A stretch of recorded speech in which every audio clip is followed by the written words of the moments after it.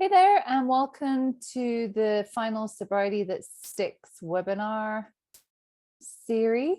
I'm just waiting for people to jump on and then we will get started shortly. We are going to be talking today about building a sobriety habit that works, one of my favorite subjects. Let's just get this. Grab a pen and paper if you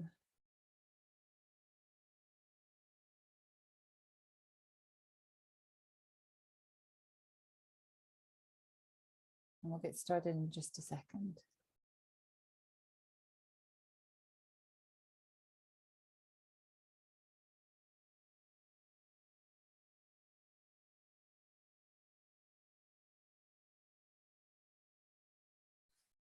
Okay. So sobriety that sticks, and I use that title because I think that when we're in the process of stopping drinking, nobody here has a problem stopping drinking. You've all stopped. It's staying stopped that's the problem, right? Staying stopped. You've all stopped for a day, weeks, maybe even months. It's staying stopped that is the real issue. To stay stopped, we need sobriety that sticks. And for that, we need a sobriety habit. And I'm going to explain what that is. Most people approach sobriety incorrectly, and they approach it by using intensity over consistency. And I can't repeat that often enough, that intensity over consistency won't work. And we do a lot of things like that. You know, we may, in the new, January comes around and we're like determined to get fit, and we buy all the things, we join all the things, and we're doing all the things, and then we burn out. It's the same thing with sobriety. If you use intensity over consistency, it's not going to work. We have to use consistency to get sober, which means we just have to keep doing the things that work. And what are the things that work? It's the sobriety habit. So I'm going to talk to you about my program, which is the 5 pillars, that if you practice the 5 pillars, they all add up to a really effective sobriety habit. So the 5 pillars of sobriety are movement, connection, balance, process, and growth. Movement works in 2 ways. You have to be moving your body. Moving your body, exercising, is a key part of a sobriety habit, because movement is obviously, it takes care of our physical health, but it does so much more. It takes care of our mental health, our emotional well-being. But also, when you make time in your day, and I'm sorry, no one is too busy. No one is too busy to take care of their physical health. You are not too busy, because at a certain point, you won't be too busy to take care of some bad health. It'll force itself on you. So we're not too busy. When we make time in our day, we are sending out a message that we value ourselves. And that is a sobriety habit. Doing things that are good for us, it tells our subconscious mind that we value ourselves. So that's one of the ways that we build a sobriety habit, is by making sure we're regularly exercising. Movement also works in another way, where it's about being very purposeful about the direction that you're going in. I think when we drink, we tend to drift around a little bit, and we're not as purposeful with our lives as that we can be. So be more purposeful. This is the question to ask yourself. What am I moving towards? And what am I moving away from? What is it I want to move towards? And what is it I want to move away from? The second pillar is connection. And I can't emphasize this enough. There are 2 parts. There are 2 fundamental things you have to understand about sobriety that sticks. And it's, for sobriety to stick, you have to have consistency and community. It doesn't work otherwise. Consistency and community. So connection is community. We need to be connected with people. So we need to be connected with friends, with family, with maybe close relationships, but we also need to have connection with other sober people. And that's the really important part about community is it will feel when you stop drinking like you're the only sober person in the world, and that's just not true. It's not true at all. That's usually a perception that we have, but it really feels like that at the beginning. It really feels like that at the beginning. So we need we need a community of sober people, because people who are sober get it. They get what you're going through. They understand what's happening. So we need that community, and we need to not stop isolating. Isolation is our enemy.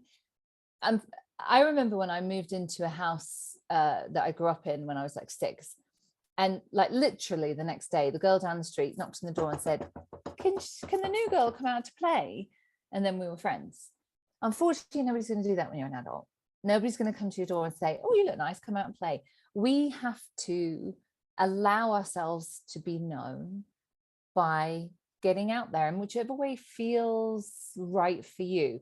I'm not going to use the word comfortable, because it won't always feel comfortable, because we have this tendency to isolate. So it's about being just pushing ourselves a little bit out of our comfort zones, allowing ourselves to be known and forming those connections. Community and consistency are key to sobriety that sticks. The next pillar to building a sobriety habit is balance. Whatever the question, balance is always the answer. So it's about balancing our needs, balancing our energy, balancing, work, rest, family, exercise, spiritual health, whatever it is. When we're out of balance, we feel uncomfortable in our own skin. So always check your balance to make sure that you are balancing your needs and balancing your energy, because when we don't balance our needs or our energy, we don't feel comfortable in our own skin. The fourth pillar is process, which is understanding really our emotional lives. It's really developing emotional mastery by understanding, why do we feel the way we do? Why do we react the way that we do? Why do things happen the way they do? Process work can be therapy, it can be coaching, it can be journaling, it can be working with a sponsor or a mentor, it can be reading self-help books. It's just really understanding ourselves at a much deeper level. And all of that leads to growth.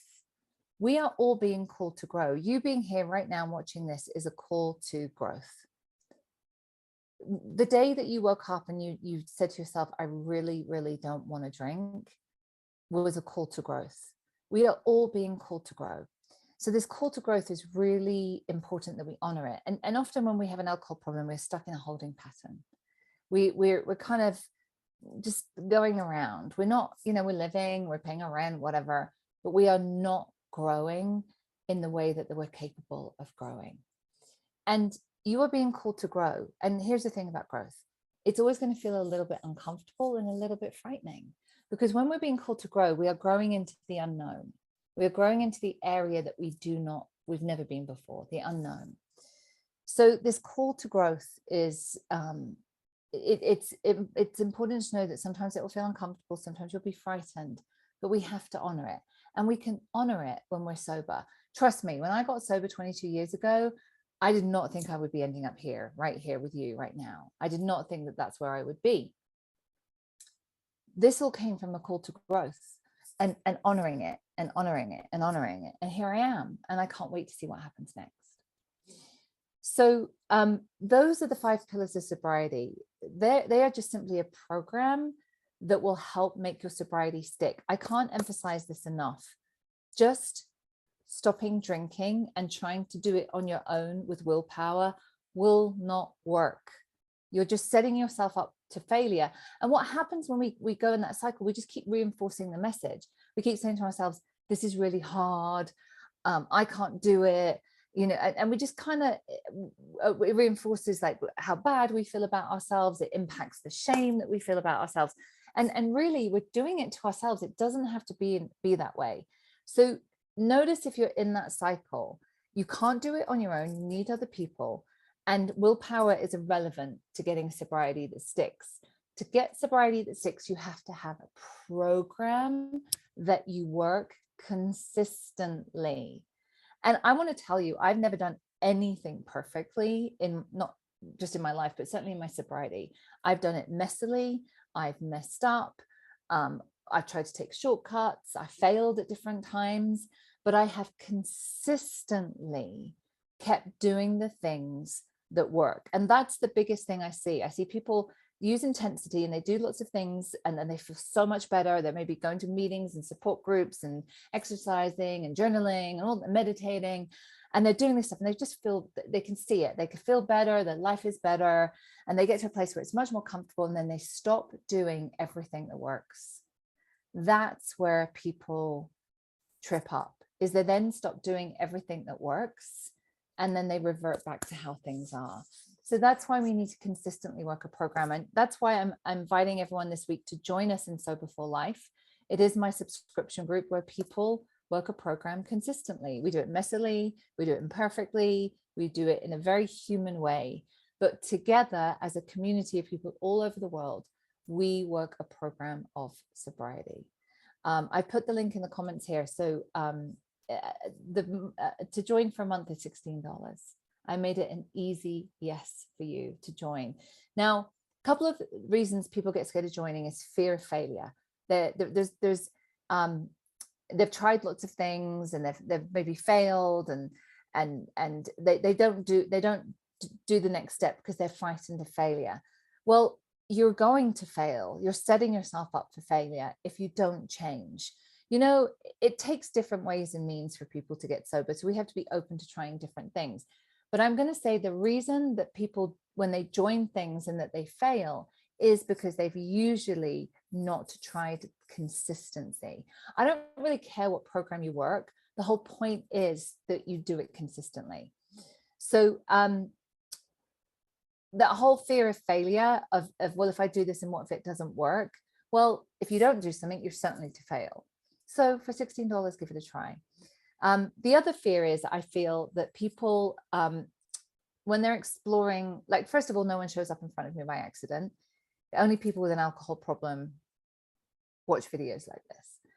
So there's something about investing a little bit of money that tells us that we, like, if I spend this money, then I'm admitting that I really do have a problem with alcohol. And if I don't, then maybe I can still manage it. People spend 10 years of misery trying to manage alcohol. There's no such thing. Once you've crossed the line into having a problem with alcohol, then the only solution to that is to find a way to stop. So stop wasting your energy trying to manage something that is giving you very, very little reward. What we do really is personal development for sober people. Personal development for people who want to stop drinking.